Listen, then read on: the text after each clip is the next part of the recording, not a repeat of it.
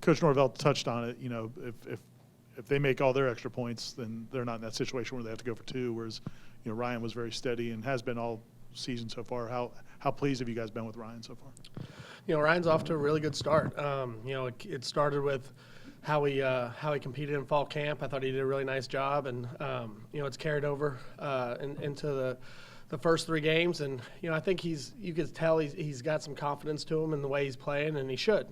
Real confidence is earned through what you put out there on the field, and he's been able to do a good job so far. So we look forward to that continuing. But I've been really pleased with how he started. The two miscues in special teams, the squib kick with Trey, and then Keon having the ball. I don't know if it hit him, but come close to hitting him. Just obviously it's something you guys practice the heck out of. How do you address it? What did you tell them in the moment, and how do you go about correcting it going forward? The first one, the squib, just the whole scenario of how that kind of went down, obviously, was two-score game. I think it was 31-16 at the time. Third quarter still, we weren't really thinking to have our hands unit on the field yet, not thinking it was an onside kick scenario. We saw that they were going to attempt an onside kick, called the timeout, and got our unit out there. The handling of the squib, it's one of those things that obviously you would love for that opportunity to have that play back. But, from a coaching standpoint, we got to put our guys in that situation more often, where we have those live scenarios. Obviously, he did everything that he was obviously trying to field the ball. We got to be better in the moment, and we got to put them in more situations like that to help them when those situations present themselves. Yeah, Coach Norvell mentioned you guys are close to returning one in the return game punt kick. How close do you think you guys are right now to that? Well, I think there's pretty good execution, especially in our kickoff return unit. And usually those big plays, are a product of all 10 guys doing their job, with obviously the returner then doing his. And we're really close. I mean, we're really close to having a big play happen there. But it all has to come together for us at the right moment with the right kick. But we will have opportunities in both return units if we continue to play the way that we've been playing.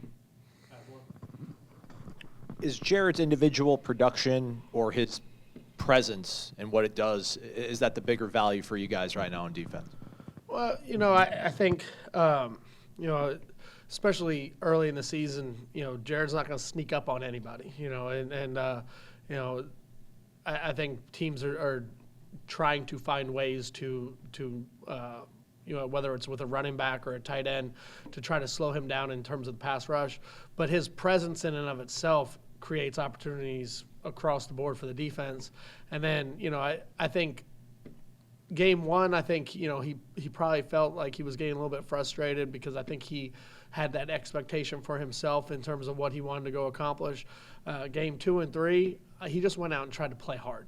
And I don't think Jared's real concerned right now in terms of statistical production. I know he wants those things to happen. Everybody does, but I think he just wants to focus on playing hard, playing to the best of his ability. Because the people who are doing the evaluation on him for the next level, they're going to see, his how hard he's playing, his want to, in terms of trying to do everything in his power to be successful, and all the numbers will take care of themselves. Well, two quick questions on the squib kick to Benson. What did he do wrong, if anything? I mean, balls bounce funny. That's why you kick them sideways and they take weird bounces. Did he do something wrong technically? Not really. I mean, the only thing that I would say is when we're in a position to get on top of the ball as opposed to try to pick it up, we'd probably prefer to smother the ball in that situation. But there's that's a judgment call in the moment by the player, because the ball needs to be rolling slow enough to feel like you can just get on top of it.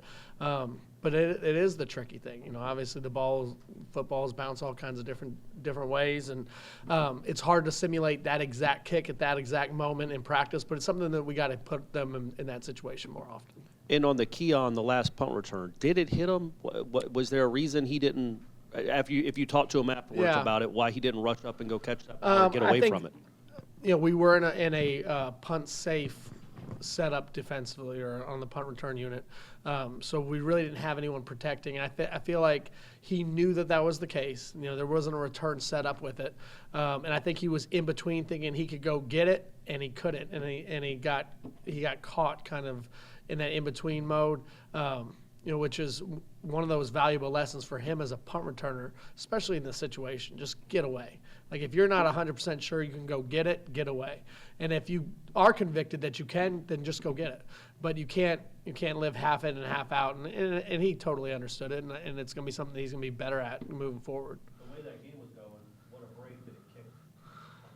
It just felt like the way that game was going, it would kick right to one of their guys. Yes, I was very happy that it kicked out. You said last week that Castellanos was in your recruiting territory, so you were very familiar with him.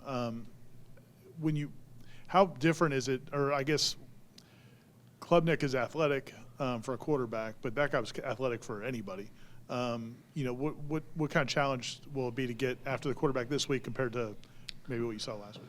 Well, each week is kind of its own challenges across the board. I think you got to, with Cade, you got to have good rush lane discipline. He can run with the ball.